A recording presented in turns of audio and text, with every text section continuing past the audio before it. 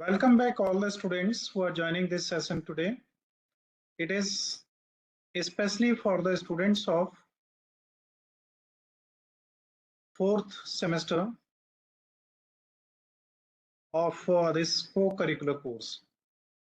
Now the screen which I am sharing to you is the screen where you are seeing that what is the course curriculum of this semester 4 and what is the title of the course. You might be seeing there कि आपका जो course है that is physical education and yoga. Now, one thing I would like to tell you, as I have already taken your almost more than 1 week before starting your actual course content. मैं जानना चाह रहा हूं एक कि आपको शायद कुछ एक्सपीरियंसेस आपके ऐसे हो सकते हैं कि एक हफ्ते में कुछ भी नहीं पढ़ाया, लेकिन मैं अब आपसे एक चीज कहना चाहूंगा, आप लोग माइक्रोफोन अनम्यूट करके भी आंसर्स दे सकते हैं कि कोर्स टाइटल हमारा क्या है? Physical activities, physical education and yoga. अब इसमें एक वर्ड है फिजिकल।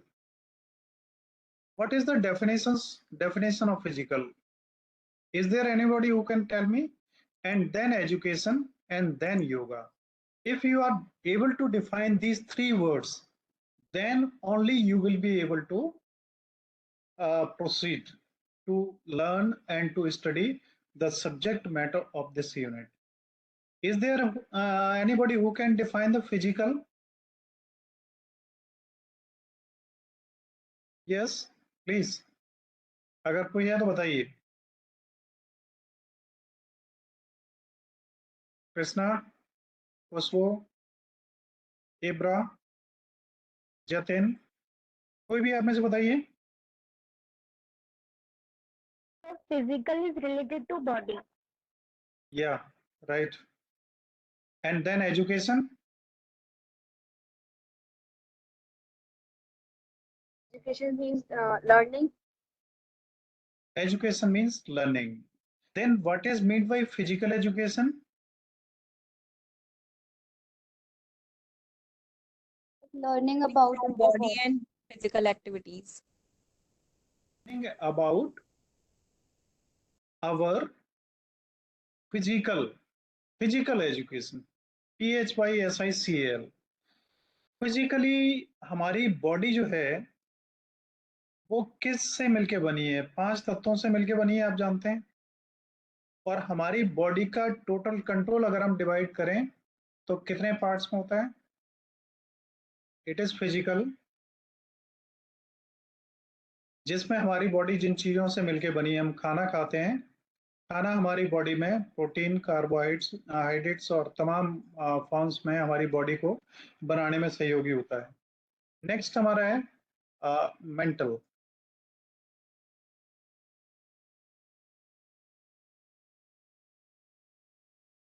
हमारा दिमाग जो है, हमारा पूरा शरीर हमारे दिमाग से नियंत्रित होता है। तो फिजिकल है, मेंटल है, और क्या है हमारी बॉडी का नियंत्रण में? कोई बताएगा? आप लोग बिल्कुल मतलब पार्टिसिपेट करिए इसमें, और जो भी कुछ चीजें हैं उनके बारे में आप बता सकते हैं। आप बताइए। देखिए Sir, socially and emotion. Sorry, आवाज आपकी डिस्टर्ब थोड़ी सी, बताइए। emotional, spiritual, social. Yes, mental या इमोशनल, स्पिरिचुअल एंड फिजिकल, है ना? तो ये 3 चीजें हैं। यस, तो इन 3 चीजों के बैलेंस से हमारा बॉडी का संतुलन होता है पूरा, और उसे हम मैनेज करते हैं। और इसको कंप्लीट को हम क्या कहते हैं? पूरे बॉडी का तन, मन और स्पिरिचुअली जब हम जो हमारी जैसे आत्मा कहते हैं, उसका भी अगर विकास है, आनंदित है, वो बेहतर तरीके से डेवलप हो रही है, हम लोग फ्लोरिश हैं, चेरिस्ड हैं, वी आर फीलिंग गुड, और हमें किसी तरीके की कोई प्रॉब्लम नहीं है, तो हम खुश होते हैं। तो हमारा ऑब्जेक्ट क्या है लाइफ का? To become happy and to be free from all the diseases. Either these are physical diseases, mental diseases, or any type of diseases. What is disease means is dis plus ease. Anything Dis anything which plus interferes with the normal functioning of the body. C. Dis plus ease. हमारी जो body की state है वो क्या है? Ease, आरामदायक है, आराम में हमें, अगर हमारी बीमारी कोई भी नहीं है तो हम पूरे आराम में हैं। डिजीज का मतलब कोई बीमारी का होना जरूरी नहीं है। अगर आप अपने हाथ को 90 डिग्री के एंगल पे करके खड़े रहें तो आपको थोड़ी देर में दिक्कत होने लगेगी, तो क्या ये बीमारी है? बीमारी नहीं है। डिस ईज, जहां पे आप इजी कंफर्टेबल महसूस कर रहे हैं, उसमें किसी भी तरीके की कोई रुकावट आती है, कोई भी प्रॉब्लम आती है, that is called disease. Either it is physical और may be psychological or metaphysical. Okay, now we will proceed. Physical education. Now that education which gives us knowledge about our physical state, and our body is made up of various type of chemical materials and all the things, you know. तो हम अपने body को proper तरीके से कैसे रखें जिससे कि हम एक हेल्दी लाइफ जी पाएं और हमें कोई लाइफ में प्रॉब्लम्स ना हो, इस तरीके की स्टडी हमारी फिजिकल एजुकेशन कहलाती है। ये एक पार्ट हो गया फिजिकल एजुकेशन। और दूसरा पार्ट हमारा क्या हो गया? योगा।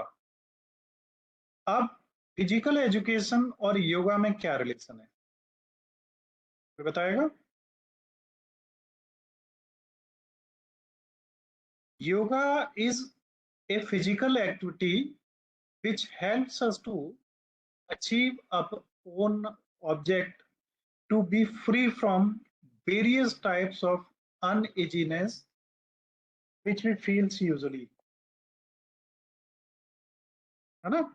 तो उन्हें सभी से मुक्त रखने का हमारा एक तरीका जो है वो योगा है, जिससे हम फिजिकल एक्टिविटीज करते हैं और उन एक्टिविटीज के थ्रू हम तमाम सारी प्रॉब्लम्स हैं उनसे फ्री रहते हैं।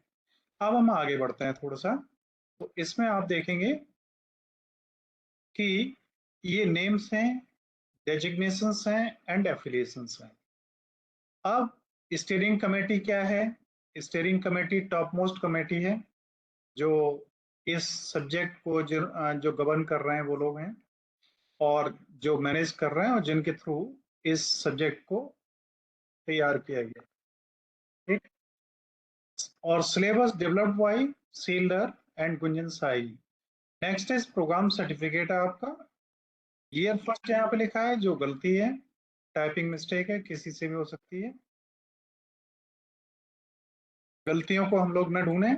Our object is to achieve our target and that is to get what we are expecting for. तो इसकी हमें जरूरत नहीं है। सेमेस्टर फोर्थ है और कोर्स कोड आपको पहले ही पता लग चुका है, इट इज Z040401। और टाइटल अब आपको पता ही लग चुका है। ऑब्जेक्ट आपका क्या है? ऑब्जेक्ट भी आपको मालूम है। आपका ऑब्जेक्ट यहाँ पे डिस्क्राइब्ड है पूरी तरीके से। देखिए, इस ऑब्जेक्ट में आप देख पाएंगे कि आप जब इसको कंप्लीट कर लेंगे तो क्या होगा, है ना? आगे हम बढ़ते हैं। यूनिट 1 है जो आज आपकी स्टार्ट होगी और इसमें फिजिकल एजुकेशन है। फिजिकल एजुकेशन जिसमें इसका मीनिंग क्या है, डेफिनेशन क्या है, एम क्या है और ऑब्जेक्टिव क्या है। अगर आप फिजिकल एजुकेशन समझ गए तो इसका मीनिंग भी आप समझ गए होंगे और इसे डिफाइन भी आप कर सकेंगे, और फिर फिजिकल एजुकेशन का ऑब्जेक्ट क्या है वो भी आप जान जाएंगे। एक सेकंड होल्ड करिएगा आप लोग।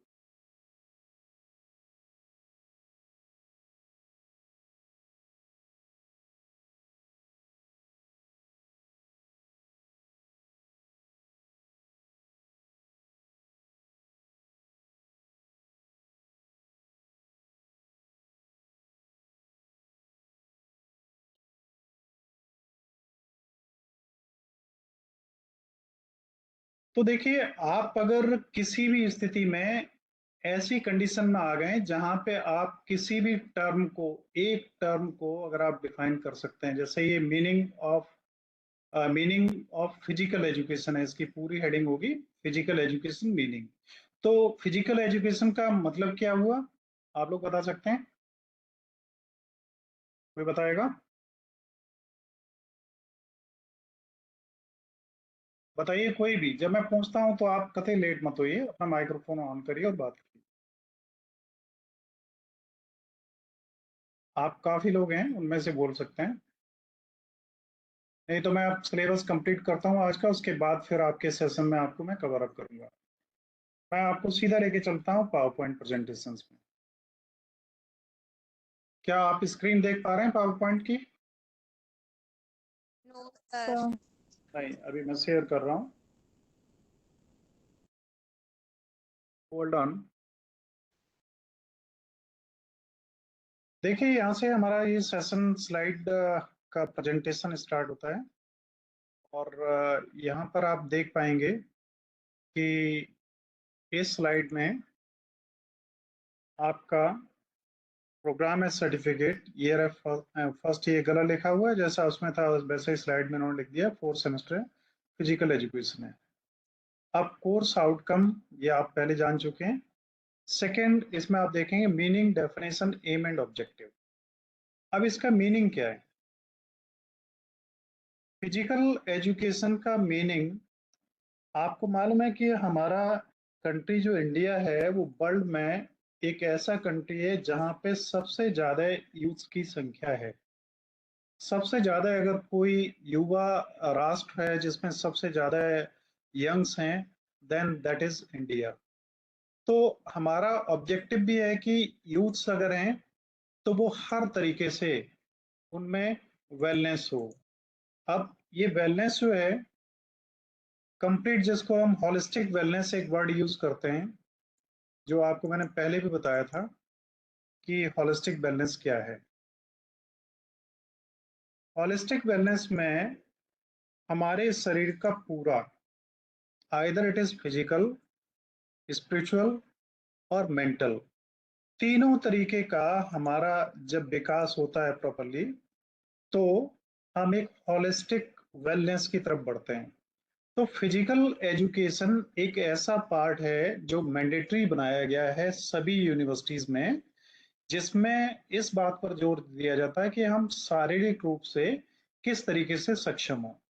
और कहा जाता है कि एक स्वस्थ शरीर में ही, स्वस्थ मन में ही, जो है स्वस्थ व्यक्ति के शरीर में एक स्वस्थ मन निवास करता है। और जिसका मन स्वस्थ है उसके अंदर जितनी भी एक्टिविटीज हैं वो मैक्सिमम पॉजिटिव होंगी, और वो जो भी काम करेगा वो बेहतर परफॉर्मेंस उसमें दे पाएगा और एक बेहतर लाइफ लीड कर पाएगा। Either he is in any field, सभी फील्ड्स में उसकी परफॉर्मेंस बेस्ट होगी। इसे इंश्योर करने के लिए हमारी जो फिजिकल एजुकेशन है वो इम्पोर्टेंट है। और फिजिकल एजुकेशन हमारा एंशियंट इंडिया का एक इम्पोर्टेंट पार्ट रहा है, चाहे वो एजुकेशन का हो, और एजुकेशन चाहे गुरुकुल हो हमारी, या उसके बाद में मॉडर्न एजुकेशन इंडियन जो सिस्टम है वो हो। तो कंसेप्ट हमारा क्या है? Fitness and wellness, weight management and life style of an individual, ये हमारा ऑब्जेक्ट है जो फिजिकल एजुकेशन का है। और अनफॉर्चुनेटली प्रॉब्लम एनोटेशन को यूज करने पे कुछ आने लगती हैं इसमें, जिनका तरीका नहीं पता लग पाता है कि इनका सोर्स क्या है। आगे नेक्स्ट की तरफ बढ़ते हैं। तो फिजिकल एजुकेशन का मीनिंग क्या है? The inclusion of physical education and yoga in the national education policy, particularly co-curricular courses, aligns with several key objectives and principles outlined in policy NEP 2020। तो एनईपी नेशनल एजुकेशन पॉलिसी 2020 है, उसके जो तमाम objectives हैं उनमें से एक बहुत ही इम्पोर्टेंट जो ऑब्जेक्टिव है वो करिकुलर कोर्सेज के अंतर्गत आने वाले कोर्सेज हैं, जिनमें से आपका एक ही फिजिकल एजुकेशन है। और इसमें ये एक्सपेक्ट किया जा रहा है कि हम होलिस्टिक डेवलपमेंट पर अपना पूरा वो देंगे, टारगेट करेंगे। ठीक है, तो अब होलिस्टिक वेलनेस की जब बात करते हैं तो यहाँ पे भी आप एक ये वर्ड देख रहे हैं, होलिस्टिक वेलनेस। एनोटेट करने में थोड़ी सी प्रॉब्लम आ रही है, तो मैं आपको जैसे भी पॉसिबल हो सकता है वैसा मैं करवा रहा हूँ। अब नेक्स्ट ये कि दी नीचे जो आप देख पा रहे होंगे, the inclusion of physical education and yoga in cocurricular NEP 2000 aimed at. अब उद्देश्य इसका क्या है? Fostering holistic development. अब मतलब हमारे पूरे व्यक्तित्व का विकास, और जो हमारा गुड हेल्थ प्रैक्टिसेस हैं, जो अच्छी आदतें हैं हेल्थ को बेटर मेंटेन करने के लिए, उनको प्रमोट करना, और लाइफ स्किलिंग स्टूडेंट्स में डेवलप करना। आप जानते हैं गुड हेल्थ प्रैक्टिसेस क्या है और बैड हेल्थ प्रैक्टिसेस क्या है। बैड हेल्थ प्रैक्टिसेस की वजह से ही आज की डेट में बहुत सारी बीमारियां पैदा हुई हैं, जिन बीमारियों को हम क्या कहते हैं? Life style diseases. ये लाइफस्टाइल डिजीजेस वो डिजीज हैं जिनका कोई वास्तव में ट्रीटमेंट नहीं है। जैसे अगर आपको डायबिटीज हो गई, हाइपरटेंशन हो गया, और या मेंटली आप डिस्टर्ब हो गए, तो तमाम सारी ऐसी डिजीज हैं, जैसे पेट में गैस्ट्रिक प्रॉब्लम है, और भी बहुत सारी डिजीज हैं। ये सारी की सारी डिजीज ऐसी हैं जिन्हें लाइफस्टाइल डिजीज कहा जाता है, जिन्हें आप ड्रग से ठीक ही नहीं कर सकते। अनफॉर्चुनेटली फिर भी सभी डॉक्टर्स इसकी प्रैक्टिस करते हैं और उसे ठीक करने की कोशिश करते हैं। तो लाइफस्टाइल डिजीज के बारे में आगे आप पढ़ेंगे और देखेंगे कि किस तरीके से हमारी डिजीज ये ऐसी हैं जिनमें हम लाइफ में चेंज करने से ही उन्हें दूर कर सकते हैं, दवाइयों से नहीं। तो ये सब चीजें हमारे इस फिजिकल एजुकेशन और योगा का एक इम्पोर्टेंट पार्ट है। नेक्स्ट स्लाइड हमारी आती है, तो इसमें हम देखते हैं कि जो हमारा एम और ऑब्जेक्टिव्स हैं उन्हें थोड़ा सा और एक्सप्लोर करते हैं। तो इसमें आता है physical education enhances all the essential traits required for development of the personality and development of alertness of mind. ये बहुत इंपॉर्टेंट है कि फिजिकल एजुकेशन से क्या होता है कि हमारे दिमाग की अलर्टनेस और हमारे पर्सनालिटी का विकास होता है। अब हमारी पर्सनालिटी क्या है? पर्सनालिटी देखो, वर्ड परसोना से लिया गया, और परसोना का मतलब है कि आप जो दिख रहे हैं वैसे नहीं, वास्तविक आप क्या हैं। और वास्तविक आप क्या हैं जब आप बोलना स्टार्ट करते हैं, किसी से आप मिलते जुलते हैं, तो आपकी एक्टिविटीज पता लगती हैं कि वास्तव में आप क्या हैं। जब तक आप चुपचाप खड़े हैं और कोई किसी से बातचीत नहीं कर रहे हैं, तब तक आपकी जो एक्टिविटीज हैं उनसे आपको कोई पहचान नहीं पाएगा। और जहां आपने बोलना चालना शुरू किया एक दूसरे से, वहीं आपके बारे में बहुत कुछ चीजें खुल के सामने आ जाएंगी। तो पर्सनैलिटी हमारा, कैसे हमने अपने आप को ग्रूम अप किया हुआ है, हमने कैसे कपड़े पहने हुए हैं, हमारा चेहरा कैसा है, हम कितने सुंदर दिख रहे हैं, हम वेल ग्रूम्ड हैं कि नहीं, हमारे कपड़े बहुत सुंदर और महंगे और बहुत अच्छे हैं कि नहीं, ये सब चीजें पर्सनैलिटी का पार्ट नहीं है। पर्सनैलिटी आपकी इनर क्वालिटी और इनर जो पावर है जिससे आप लोगों को प्रभावित कर सकते हैं और अपनी ओपिनियंस को जस्टिफाई करके लोगों की जगह बना सकते हैं, दैट इज कॉल्ड पर्सनैलिटी। और alertness of mind, alertness of mind इतना ज्यादा इंपॉर्टेंट है कि किसी भी स्थिति में जब भी आपसे कोई प्रश्न पूछा जाता है तो आप उस प्रश्न का सही उत्तर दे पाए। और अक्सर ये होता है कि जब कभी आपसे कोई प्रश्न पूछा जाता है उस समय आपका उत्तर नहीं दे पाते आप, और बाद में आपको याद आता है कि मैं ये उत्तर दे सकता था जो बहुत अच्छा था, but due to alertness of mind हम उस समय उसका उत्तर नहीं दे पाए, और हमें कई बार रिग्रेट होता है कि अगर हम उस समय ये उत्तर देते तो बहुत अच्छा होता। आगे हम आते हैं योगा में कि व्हाट इज योगा, और योगा और फिजिकल एजुकेशन का क्या रिलेशन है। तो yoga is an ancient practice that involves physical poses, concentration and deep breathing. एक एक शब्द को पकड़िए, एक शब्द को समझेंगे तो शब्दों से मिलके क्या बनता है? शब्द किससे मिलके बनते हैं? आप में से कोई बताएगा?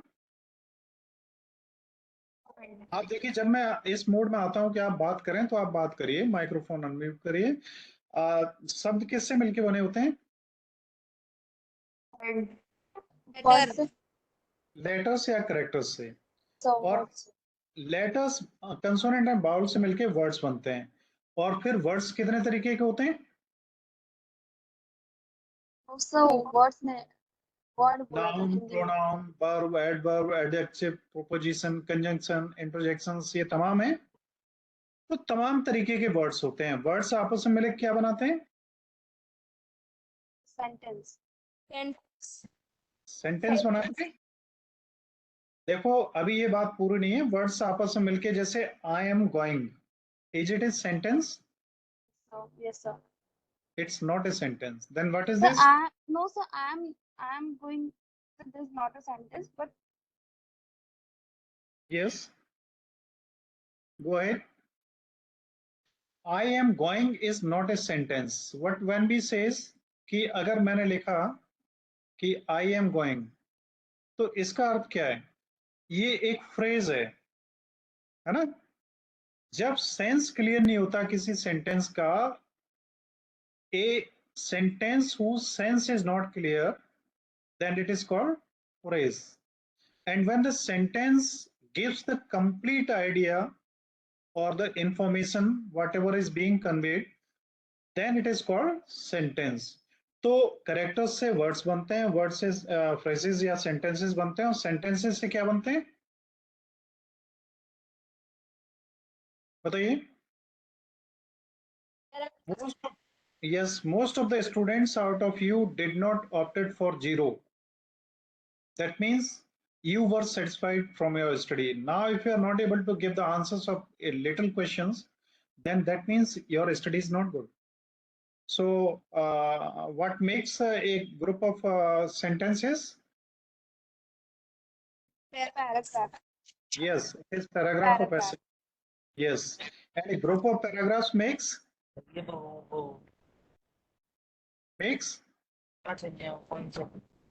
topic. Okay, Okay sir. and group of topics makes. Yes, I am expecting for the answer from anyone out of you. chapter. Yes, it is chapter. And when a group of chapters being combined, then Book. Subject. book. And group of books. Yes, go ahead. Very Library. good. That is library. And a book in which complete knowledge of a particular stream is given, that book is called. Encyclopedia. That's very nice. It's really a good answer. तो हम एक character से लेके encyclopedia तक अगर जाने की क्षमता रखते हैं, तो हमारी चेन प्रॉपर जुड़ी हुई है। तो आप याद रखिए, किसी भी बुक का जो टाइटल होता है वो बहुत इंपॉर्टेंट होता है, और उस टाइटल से ही चैप्टर बनते हैं, और उस चैप्टर से ही हेडिंग्स बनती हैं, और हेडिंग से ही पैराग्राफ्स बनते हैं, और पैराग्राफ से ही क्या होता है, वो हमारा सिस्टम आगे पूरा डेवलप होता है। और एक पैराग्राफ की जगह कई पैराग्राफ क्या होते हैं, जैसे इसमें देखिए 2 पैराग्राफ्स हैं।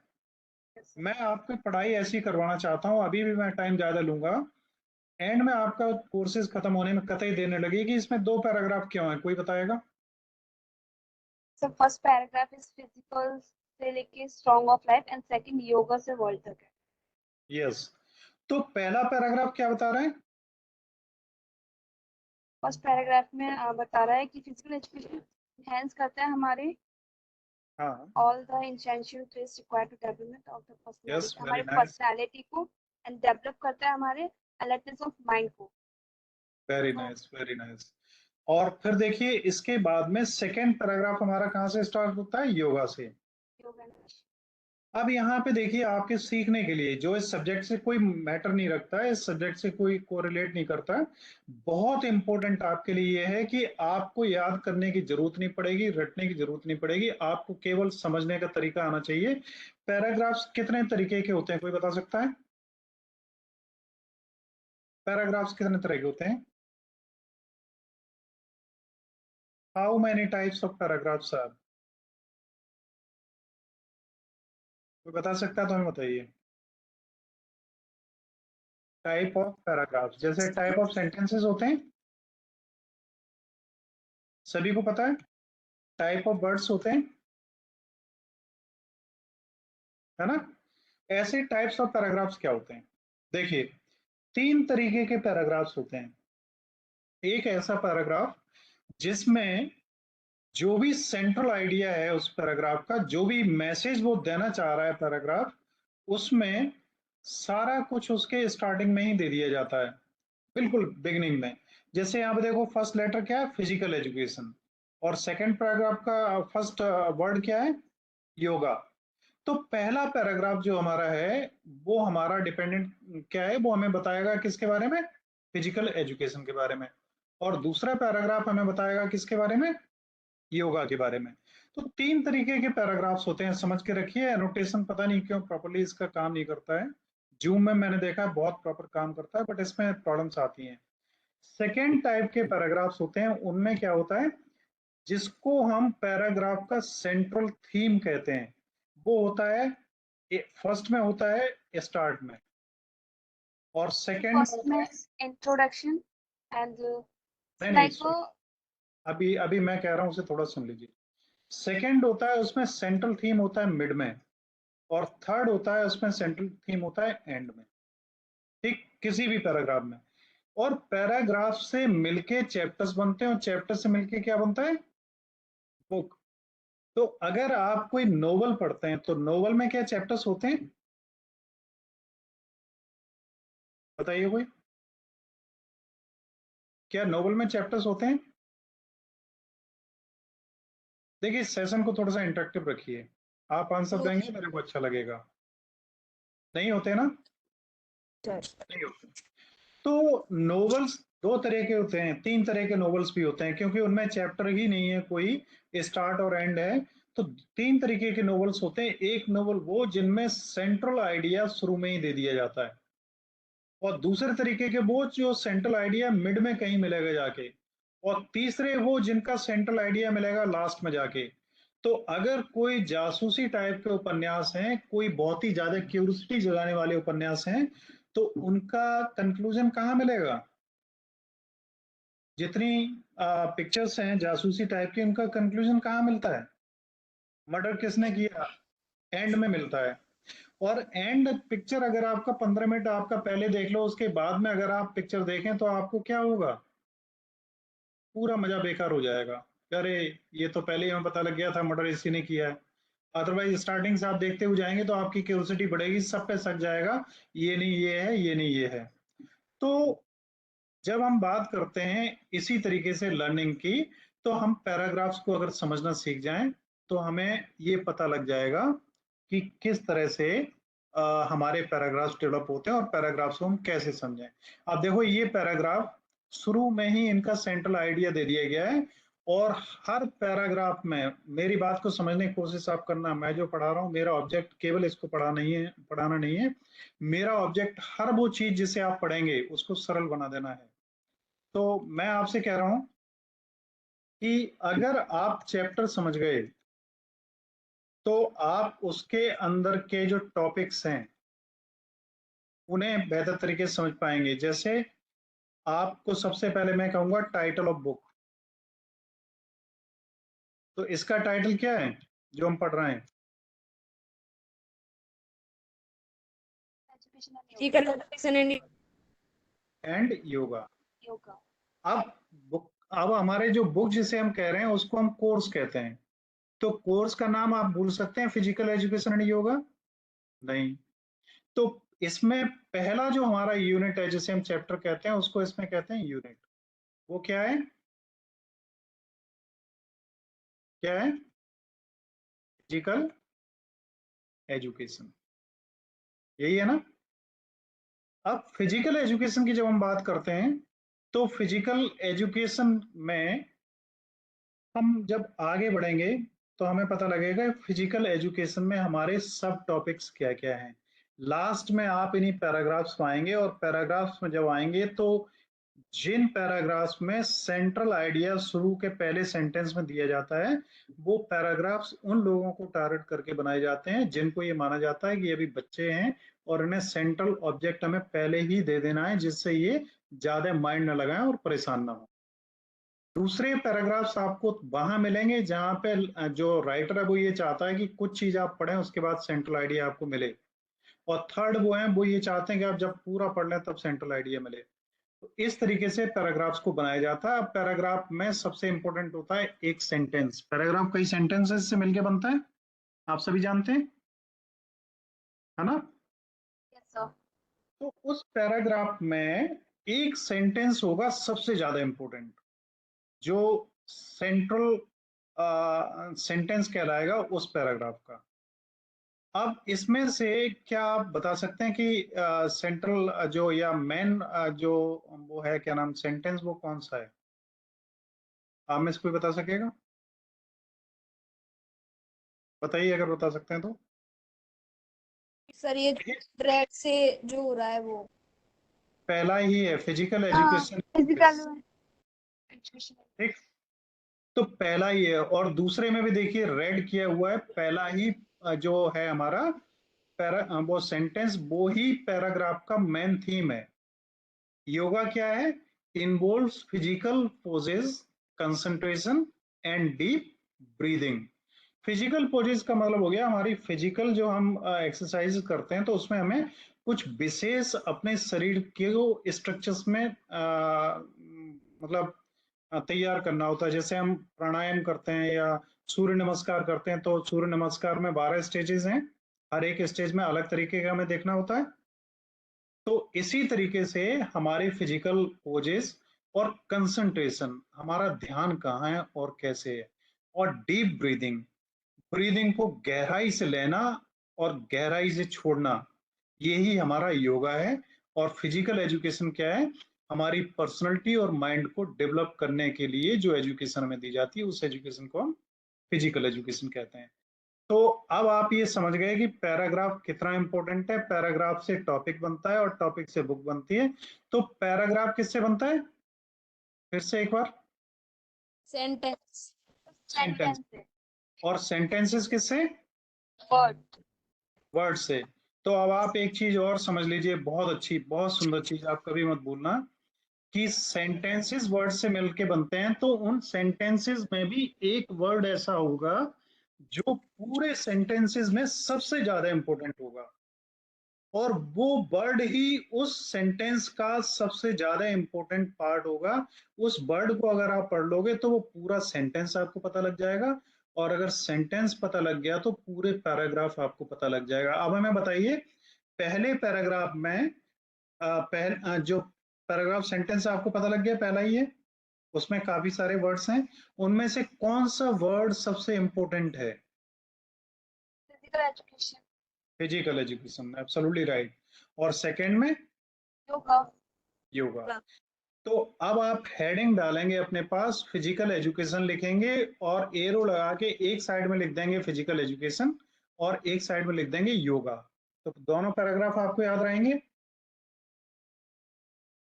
Yes, sir. Yes, sir. अब फिजिकल एजुकेशन में आप डाउनवर्ड एरो लगा के, मैं एनोटेट नहीं कर पा रहा हूँ अनफॉर्चुनेटली, इसका एनोटेशन प्रॉपर्ली काम नहीं कर रहा है, तो आप क्या लिखेंगे फिजिकल एजुकेशन में?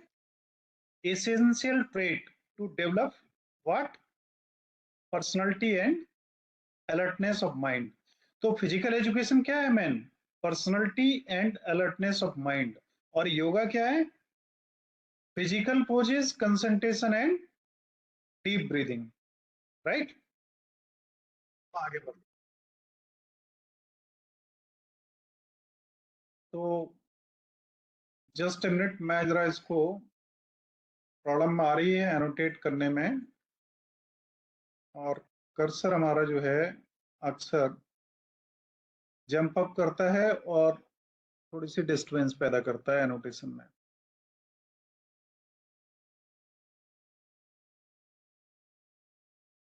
एनोटेशन जब मैं ऑफ कर देता हूँ फिर कोई प्रॉब्लम नहीं आती है, तो मैं एनोटेशन को ऑफ करके रखता हूँ। और अगर आप कर्सर से समझ सकते हैं ना, अगर मैं इस तरीके से हाईलाइट करता हूँ तो, Yes, sir. चलिए मैं इसी को ही रखता हूँ।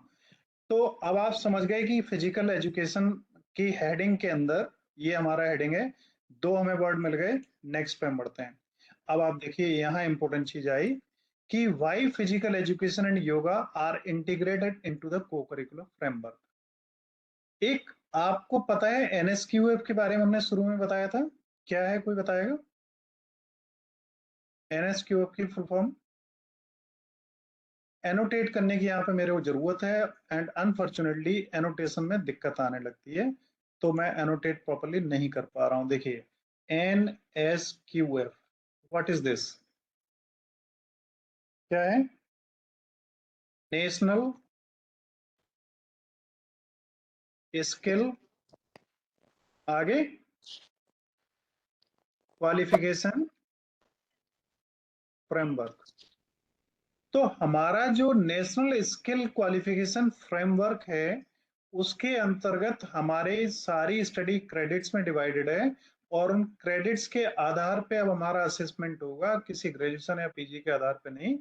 तो ये जो है फिजिकल एजुकेशन एंड योगा को हमारा जो करिकुलम है, उसके फ्रेमवर्क का एक इंटीग्रेटेड पार्ट, उसका एक आवश्यक पार्ट ये क्यों है? पहला है, उसकी वजह ये हॉलिस्टिक डेवलपमेंट है, और हॉलिस्टिक वर्ड का मतलब आप लोग समझ चुके हैं अच्छी तरीके से। क्या होता है हॉलिस्टिक? होलिस्टिक मींस संपूर्ण, पूरी तरीके माइंड, से डेवलप हो। माइंड, बॉडी एंड स्पिरिचुअल, तीनों से मिलके हॉलिस्टिक बनता है हमारा मन, तन और आत्मा। तीनों जब संतुष्ट हों, तीनों जब प्रॉस्परस हों, तब हमारा हॉलिस्टिक डेवलपमेंट कहा जाता है। तो हॉलिस्टिक डेवलपमेंट हमारा इस फिजिकल एजुकेशन एंड योगा के थ्रू होता है। स्ट्रेस रिडक्शन, आप जानते हैं बहुत तनाव में, आप थोड़ा सा योगा करें, गहरी सांसें लें और हवा बाहर निकालें, गहराई से आप सोचें और थोड़ी देर आंखें बंद करके आप बैठ जाएं, थोड़ा सा ध्यान करें, आपको बड़ी शांति मिलेगी और बहुत मेंटल रिलैक्स मिलेगा। तो आपकी मेंटल हेल्थ बहुत इंपॉर्टेंट है, इससे आपका रिडक्ट होता है stress. Promotion of healthy lifestyle, आप अगर योगा की रेगुलर प्रैक्टिस करते हैं, फिजिकल एजुकेशन आप अगर पढ़ा है, उसमें आपको दोनों की इंपॉर्टेंस पता लगेगी। फिजिकल एजुकेशन अलग है और योगा थोड़ा सा अलग है, बट दोनों एक दूसरे को कोरिलेट करते हैं, कंप्लीमेंट्री पार्ट। तो इनकी प्रैक्टिस से आप हेल्थी लाइफस्टाइल डेवलप कर पाएंगे, तो जो लाइफ स्टाइल डिजीजेस डेवलप होती हैं उन पर आप नियंत्रण पा पाएंगे। नेक्स्ट है लाइफ स्किल। लाइफ स्किल में आप अपने जीवन को कैसे बेहतर बनाएं और किस तरीके से आप अपनी लाइफ को बेहतर लीड कर सकते हैं, ये चीजें आपको इसी को फिजिकल एजुकेशन और योगा के थ्रू ही आप अचीव कर पाएंगे। नेक्स्ट फिर आता है कल्चरल एंड ट्रेडिशनल वैल्यूज। हमारा योगा आपको मालूम है अंतरराष्ट्रीय स्तर पर अब इंटरनेशनल लेवल पे योगा डे के रूप में मनाया जाता है, और प्रधानमंत्री नरेंद्र मोदी जी के आह्वान पे वर्ल्ड में इसको 21 ऑफ, कब होता है, जून। जून को योगा डे मनाया जाता है वर्ल्ड में, और ये जो यूएनओ है उसने इसको योगा डे के रूप में अडॉप्ट किया है। नेक्स्ट है इंक्लूसिविटी। इंक्लूजन मीन्स क्या होता है? जुड़े हुए आपस में। तो ये तीनों चीजें आपस में जुड़ी हुई हैं, बॉडी, हेल्थ, माइंड। तो ये तीनों अगर डेवलप होंगी तभी हम अपने टारगेट को अचीव कर पाएंगे, है ना। नेक्स्ट है प्रमोशन ऑफ स्पोर्ट्स। आप जानते हैं फिजिकल एजुकेशन का मतलब ही प्रमोशन ऑफ स्पोर्ट्स है, और फिजिकल एजुकेशन में बीपीएड होता है, bachelor in physical education, MPEd होता है। तो ये फिजिकल एजुकेशन के ही हैं, और योगा, योगा एक डिफरेंट फील्ड है, लेकिन ये दोनों मिलके आपको होलिस्टिक वेलनेस प्रोवाइड करते हैं। नेक्स्ट मैं आगे बढ़ता हूँ, but I am still again facing the same problem of annotation.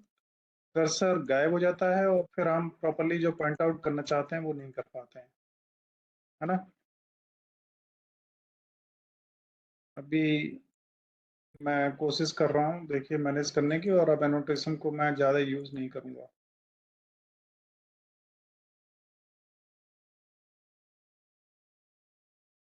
Yunus साहब लिख रहे हैं आवाज़ क्लियर नहीं आ रही है, क्या बाकी लोग भी नहीं सुन पा रहे हैं? उससे प्रॉपर आवाज आ रही है। तो कुछ लोगों में नेटवर्क में प्रॉब्लम होगी, and unfortunately this is a problem in annotation, and without annotation only slides are not quite sufficient. तो अब इसमें ये एरर क्यों आती है? I will report to Webex that I am facing problem with annotation. Annotation को जब हम एक्टिव कर लेते हैं तो फिर ये हमारा कर्सर जो है वो हमारे कंट्रोल में नहीं रह जाता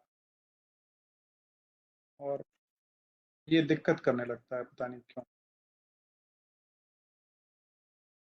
एक मिनट आपको होल्ड करेंगे थोड़ा सा। हाँ, अब मैं एनोटेशन को ऑफ ही कर दूंगा, इसे यूज नहीं करूंगा। आगे बढ़ते हैं। तो देखिए, physical education meaning, definition, aim and objective.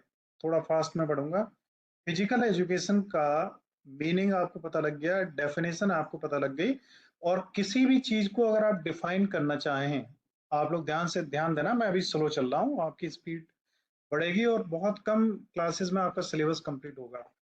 Definition की जब हम बात करते हैं, किसी भी चीज को आपको डिफाइन करना हो, चाहे फिजिकल एजुकेशन हो, चाहे योगा हो, चाहे केमिस्ट्री हो, चाहे फिजिक्स हो, चाहे बायोलॉजी हो, चाहे बॉटनी हो, जूलॉजी हो, किसी भी चीज को आपको डिफाइन करना है तो आप कैसे डिफाइन करेंगे? सुंदरतम तरीका मैं आपको सिखाने जा रहा हूँ।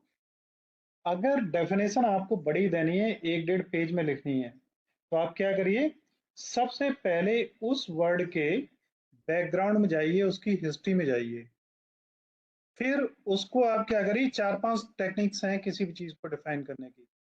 एक उसका डेफिनेशन में, एक है बैकग्राउंड, फिर है उसका इल्यूस्ट्रेशन, उसको चित्रित करिए। जैसे फिजिकल एजुकेशन क्या है कि हम प्राणायाम करते हैं, अब प्राणायाम क्या होता है उसके बारे में कोई पूछे तो आपको पता लगेगा, उसमें ये स्टेजेस होती हैं, हम ऐसे ऐसे करते हैं। और फिर इल्यूस्ट्रेशन है, फिर उसका है डिफ्रेंसिएशन, दूसरी चीजों से उसे डिफरेंट करके प्रूव करना। फिर है सिमिलर, उसी के जैसे और एग्जाम्पल देके उस चीज को प्रूव करना। और फिर है उसको, उन सभी चीजों को, सभी 4-5 जो ऑब्जेक्टिव्स हैं उन्हें मिला के शब्दों को प्रॉपर सेंटेंसेस में लिख देना, डेफिनेशन के लिए पर्याप्त होता है। तो एम क्या है हमारा फिजिकल एजुकेशन का? To gain what? Holistic wellness. This is definition, मैं नोट्स वगैरह आपको प्रोवाइड कर दूंगा। ये एम हमारे, promote physical fitness, develop motor skills, install healthy habits, promote sportsmanship, reduce health risk. तो इनमें कोई बहुत ज्यादा इंपॉर्टेंट पार्ट नहीं है, ये इन पे हम लोग डिस्कस कर चुके हैं। Now, objective of physical education. Physical education के ऑब्जेक्टिव्स क्या है? पहला है फिजिकल फिटनेस, शारीरिक रूप से आप स्वस्थ हों और आपकी स्किल्स पूरी तरीके से डेवलप कर पाए, जो आपके अंदर क्षमता है, आपकी जो स्वास्थ्य है वो बेहतर रहे। करेक्टर डेवलपमेंट, आप अगर स्वास्थ्य बेहतर होगा, स्किलफुल आप होंगे, हेल्दी होंगे, तो आपका करेक्टर ऑटोमेटिकली बेहतर होगा और अच्छा होगा। लाइफ लॉन्ग फिटनेस, जब तक आप जिंदा रहें तब तक आप स्वस्थ रहें। इंक्लूजन, आपके अंदर वो सारी चीजें हों जो एक अच्छे व्यक्ति में चाहिए। सेफ्टी, सुरक्षा। नेक्स्ट है मिसकंसेप्शंस अबाउट फिजिकल एजुकेशन। ये लास्ट टॉपिक है इसका, कि जो फिजिकल एजुकेशन है उसके बारे में गलत धारणाएं क्या हैं। यहाँ पे आप समझ पाएंगे कि physical education commonly referred to as PE, it is an integral part of education curriculum and aimed at promoting physical fitness, health and well-being among students। अब देखिए, मैंने जो इंपॉर्टेंट पॉइंट्स उन्हें रेड किया हुआ है। फिजिकल एजुकेशन का object क्या है? Promote physical fitness, health and wellbeing among students. Students में फिजिकल फिटनेस को प्रमोट करना, उनकी हेल्थ को प्रमोट करना, और इसका उद्देश्य केवल ये नहीं है कि आपका फिजिकल डेवलपमेंट हो, बट इससे हमें क्या पता लगता है? लाइफ स्किल्स, जैसे टीम वर्क, हम एक टीम में कैसे काम करें। स्पोर्ट्समैनशिप क्या होता है? स्पोर्ट्समैनशिप आप जानते हैं, किसी से अगर आपकी अभी लड़ाई हुई तो आप वहां से निकले और लड़ाई वहीं की वहीं खत्म हो गई, उससे आप भविष्य में आगे नहीं बढ़ाएंगे और उन चीजों को भूल जाएंगे, वो मोमेंट्री थी, वहां की वहां खत्म हो गई। कोई भी अगर इस तरीके की चीजें डेवलप होती हैं जो आपके मन को खराब करती हैं, आपके रिलेशन को खराब करती हैं, उन्हें वहीं पे छोड़ देना। डिसिप्लिन, आप जब तक डिसिप्लिन नहीं होंगे तब तक आप कुछ भी नहीं कर सकते हैं।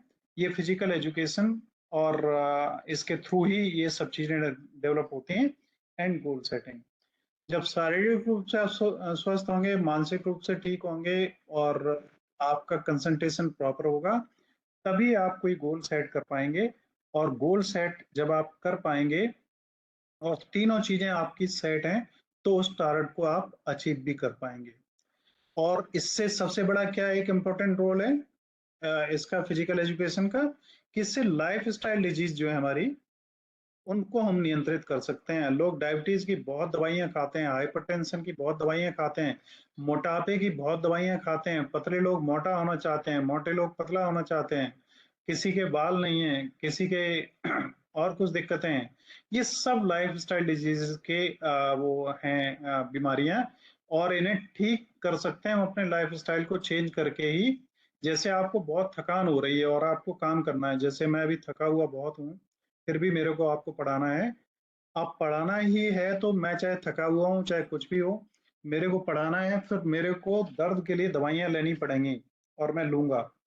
तो ये हमारा लाइफ स्टाइल गलत है। अगर शरीर थक रहा है तो उसे उतनी थकान न दें कि वो रिस्पॉन्ड करना ही गड़बड़ कर दे। ये चीजें हैं। Physical education is only about sports. अब ये मिसकंसेप्शन है लोगों की, गलत विचारधारणाएं हैं कि फिजिकल एजुकेशन केवल स्पोर्ट्स से संबंधित है और हम अगर स्पोर्ट्स में कोई इंटरेस्ट नहीं रखते तो ये हमारे लिए नहीं है। ठीक, फिजिकल एजुकेशन इज ऑप्शनल। अब फिजिकल एजुकेशन ऑप्शनल है, कोई सब्जेक्ट के रूप में से नहीं लेता तो अरे बेकार है, इसमें कुछ रखा नहीं है, कोई फायदा नहीं है। और आप जानते हैं कि सचिन तेंदुलकर से लेके धोनी तक और जितने बड़े लेवल के स्पोर्ट्स के लोग हैं वो कितने पढ़े हैं किसी को नहीं पता है, लेकिन उन्होंने कितने कितने बड़े अचीवमेंट्स उन्हें मिले और कितना बड़ा उन्हें बिगेस्ट एक्सपोजर मिला है। आपको मालूम है कपिल देव का नाम तो आप सभी ने सुना होगा, world cup first Kapil Dev की लीडरशिप में जीता था, मालूम है ना। उसे इंग्लिश नहीं आती थी और उसने बड़ी मुश्किल से इंग्लिश बोलना सीखा था। It is only for athletes, ये केवल एथलीट्स के लिए है, ये इजी है और इसकी बहुत आवश्यकता नहीं है। और इसकी आवश्यकता केवल कंपटीशंस में ही होती है, और इसकी आवश्यकता केवल यंग लोगों के या बुजुर्गों को नहीं है। और जेंडर स्टीरियोटाइप मीन्स लड़कों के लिए खेलकूद है, गर्ल्स के लिए नहीं है। लैक ऑफ एकेडमिक वैल्यूज, इसकी हमारी पढ़ाई में क्या उपयोगिता है इसकी हमें जानकारी नहीं है, इस कारण भी होता है। और no need for physical education due to sports club. अब आपने कोई स्पोर्ट्स क्लब ज्वाइन कर लिया जिसमें बैठ के आप कैरम खेलते हैं या चेस खेलते हैं, अब इसमें फिजिकल कोई एक्टिविटी बहुत बड़ी नहीं, तो आपको लगता है कि आपने अगर क्लब ज्वाइन कर लिया और ये एक्टिविटीज आप कर रहे हैं यही आपके लिए सफिशिएंट है, तो ये आपका सोचना गलत है ना। तो इस तरीके से आपको ये जो मिसकंसेप्शंस हैं इनको दूर करना है। नेक्स्ट स्लाइड में हम खत्म करते हैं इस प्रेजेंटेशन को, and we express our thanks to you all to joining this session. आपको इस सेशन से पिछले जो सेशंस हुए हैं उनकी पीडीएफ कल हम आपको प्रोवाइड कर देंगे। फ्लिप बुक और ई बुक्स वगैरह में बनाने में थोड़ा समय लगेगा, तब तक आप पीडीएफ से अपना काम चला पाएंगे। और हमें सेकेंड सेमेस्टर की भी क्लासेस स्टार्ट करनी है तो हमें थोड़ा सा उसमें भी एंगेज होना पड़ेगा, तो इसलिए वो सर बुक्स हम आपको प्रोवाइड नहीं कर पाएंगे। Yes please. सर आप वोकेशनल और को करिकुलर दोनों का लेंगे, मतलब दोनों के एग्जाम्स लेंगे आप? हाँ जी। और सर ये कब होंगे? मतलब को करिकुलर का तो 7th को है और वोकेशनल का? वोकेशनल का 7 से पहले आपके पास में डेट आ जाएगी और आपको उसके बारे में पूरी जानकारी मिल जाएगी। सर ठीक है। तो वोकेशनल का आप पढ़ाएंगे ना उससे पहले? हाँ मैं बिल्कुल पढ़ाऊंगा, उसे कंप्लीट करवाऊंगा, तब तक वो हो जाएगा, उसके बाद ही आपकी क्लासेस होंगी उसकी। Okay, thank you sir. Any more questions? Yes, sir. Sir हमारा Request थर्ड था. ईयर में सब्जेक्ट ड्रॉप होगा। दोबारा बताइए। सर थर्ड ईयर में हमारा सब्जेक्ट एक अच्छा, थर्ड ईयर में आपका सब्जेक्ट एक कम होगा, है ना, जो आप पूछ रहे हैं क्वेश्चन यही है ना। उस सब्जेक्ट के लिए देखिए आपसे पहले भी आज हैं इसमें अवेलेबल कि नहीं मेरे को पता नहीं है। कौन थे जिन्होंने क्वेश्चन ये पहले भी पूछा है, और ये क्वेश्चन हमारे पास अभी तक भी पेंडिंग है। आपको मालूम है कल का मेरा पूरा दिन आगरा में ही निकला, और जो मैंने अभी प्रॉब्लम आपको बताई थी उसमें निकला, तो मैं उसे नहीं एड्रेस कर पाया। And definitely tomorrow I will give its answer 100%। और उसके बावजूद भी अगर ना हो तो मैं आपका आंसर कल जरूर दूंगा इसका, या तो ग्रुप में दूंगा या ऐसी जो ऑनलाइन मीट में होंगे उसमें देंगे। Yes please. Request the time बहुत ओवर हो जाता है बिकॉज टाइम मैनेजमेंट। बिल्कुल बिल्कुल टाइम ओवर हो जाता है, कल से ये मेंटेन हो Yes, जाएगा क्योंकि कल से सेकंड सेमेस्टर की क्लासेस स्टार्ट होंगी। टाइम में स्लाइडली हमें चेंज भी करना पड़ सकता है, और टाइम का अगर आपका 1 घंटे का है तो वो हो Yes, sir. सकता है 1 घंटे 15 मिनट हो सकता है, लेकिन 1.5 घंटे नहीं होगा। Yes, sir. Of course, 9:40 time हाँ or over. नहीं नहीं बिल्कुल उसका हम ध्यान रखेंगे, और अभी तक जैसे चल रहा था वैसा नहीं होगा, और इससे हम बिल्कुल ध्यान रखेंगे। और आप में से किसी कोई क्वेश्चन है? सर Please को send the करिकुलर ऑनलाइन होगा या ऑफलाइन? ऑनलाइन होगा, ये मैं ग्रुप में ही बता चुका हूँ, यहाँ भी आप लोगों को बता चुका हूँ, ऑनलाइन ही होगा। कितने क्वेश्चंस होंगे? ये चीजें मैं थोड़ा सा आपको प्लान करके बता पाऊंगा, और इससे पहले मेरे को आपको ऑनलाइन एग्जामिनेशंस के आईडीज भी देनी है, प्रैक्टिस भी आप कर पाएंगे, चैप्टर वाइज भी कर पाएंगे और कंप्लीट भी कर पाएंगे। Yes sir, please send this PDF. Sorry. Sir, a PDF send कर दीजिएगा हाँ बिल्कुल, Telegram पे. Definitely definitely sure. Sir Sir, exams के बीच में sir, हमारी last क्लासेस my चलेंगी? yes, sir. एग्जाम के टाइम में Yes, sir. उस समय आपकी क्लासेस हमें इसलिए चलानी पड़ेंगी कि वोकेशनल का आपका पेपर होगा, है ना। But A last question. Strictly वो क्वेश्चन, वो क्लासेस आपकी हो सकता है 45 मिनट हो जाए, तो जो टाइम आपका है without any wastage of time we will start on sharp time and we will finish by the time whatever we have defined the limit. We will not even waste 5 minutes in any discussions. Sir yes. Sir Telegram group join नहीं हो रहा। Group join नहीं हो रहा है तो मैं request करूंगा यूनुस, Yes, sir. आप या कोई sir, भी I अपना, have sent. यस सर, आप अपना नंबर ग्रुप में लिख दीजिए, उस पर पर्सनल रिक्वेस्ट ही लोग भेज सकते हैं, और उस ग्रुप का जो लिंक है वो आप भेज दीजिए। Sure, sir. Sir, I anybody have last question. Yes, the last question. Yes please. तो अभी आपने से हमें बताया कि जो को करिकुलम का एग्जाम है वो ऑनलाइन होगा, तो बट ये ऑफलाइन भी है ना हमारा एग्जाम 7 को। हाँ वो तो ये 75 मार्क्स का यूनिवर्सिटी का होगा ही। बट ये सर जो आपका वो ऑनलाइन है उसका मार्क्स रिलेटेड है। उसका देखिए मैं आपको बताना चाहूंगा यहाँ पे जो मार्क्स का डिस्ट्रीब्यूशन है आपकी क्लास का, वो कुछ इस तरीके से है, आप देख लीजिए आपके सामने है, but we will manage according to our convenience also, कि हमारे लिए क्या बेहतर रहेगा और हम किस तरीके से उसे मैनेज करें, but we would like to proceed as per the guidelines given by the department of education. आप यहाँ पे देख पाएंगे, ये आपका दिख रहा है, असाइनमेंट 10 मार्क्स है, प्रेजेंटेशन 10 मार्क्स है, एंड अटेंडेंस 5 मार्क्स है। अब हम आपका असाइनमेंट तो रहेगा, प्रेजेंटेशन प्लस अटेंडेंसेज आपकी ऑनलाइन काउंट हो रही है। प्रेजेंटेशन आपका नहीं हो पाएगा तो हम हो सकता है 15 या 10 नंबर्स का आपका ऑनलाइन एग्जाम ही रखेंगे फाइनल। ठीक है। Yes. Any more question from anybody else? No, sir. Yes. तो और No, कोई? sir. जी No, sir. सर वो No एग्जाम कब questions. होगा? देखिए ये क्वेश्चंस रिपीटेड हैं प्लीज, Yes, sir. मैं आपको पूरा शेड्यूल दे दूंगा। जो क्वेश्चन एक लोग पूछ लेते हैं वो सभी के लिए कॉमन है ना, तो वो क्वेश्चंस रिपीट ना करें, मैं आपको दे दूंगा सारा शेड्यूल। और आज की कार्रवाई हम यहीं खत्म Yes, करते हैं, sir. और Yes, sir. Time already over हो चुका है, and I am very thankful to you all who have joined this class. और इसके बाद मैं कुछ कोशिश ये भी करूंगा कि जो लोग नहीं ज्वाइन कर रहे हैं उनके अगेंस्ट हम आपके कॉलेज को रिपोर्ट भी करें, है ना। तो जो लोग ज्वाइन कर रहे हैं आप रेगुलर ज्वाइन करिए, और Yes, टाइम sir. आपका अभी ज्यादा जा रहा है, कल से बिल्कुल एट पार हो जाएगा। Okay, so thank you very much to all of you who joined this class, and we will meet tomorrow on the same time, maybe possibly a little bit change, And if there is any change according to our plannings, then I will give you prior information in your Telegram group. Okay. Good night, sir. Okay. Thank you all. Good night. Wish you all the best.